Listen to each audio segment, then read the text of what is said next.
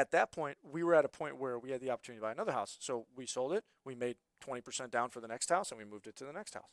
Yeah. We've been in our current house now for 5 years. So when we sell it, married couples have up to $500,000 tax free when you sell, and single people have up to 250 grand tax free when you sell. That's capital gains. So if you buy a place for 250 and sell it for 500 as a single person, as long as you live there for 2 years, You good? exactly, and you no longer have capital gains tax. So that's all yours, based on IRS. So that was my first property, was our house, and so then we took that.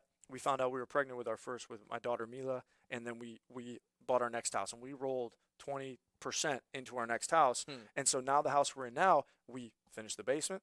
Right, had my father-in-law do that. Did it for a great price. We ended up making it look really great. We forced appreciation on the house, making it worth more. And now we're in a situation where we actually have a line of credit on our house, and we use that to invest in different ways too. So you can leverage other forms of real estate that, and I don't recommend doing that unless you know what you're doing, leveraging more to buy more. But you can have equity lines of credit on properties that have more value. So that was my first one.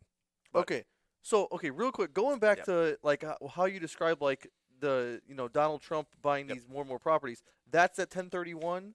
No, so a 1031 is let's say I have so my wife and I own 5 duplexes.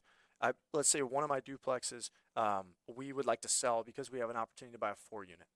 So if I sold that and I sold it and I didn't buy another property, let's say we made 200 grand, I now have 200 grand into my personal income, taxable income that year.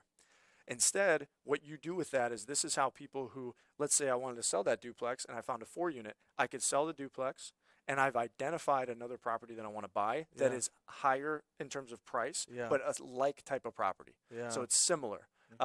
So I could take that, and this is stuff that I would talk to a 1031 attorney about. Sure. But you take that and you can, I take my 200, and with 200 grand in real estate, I could buy roughly $1 million worth of real estate.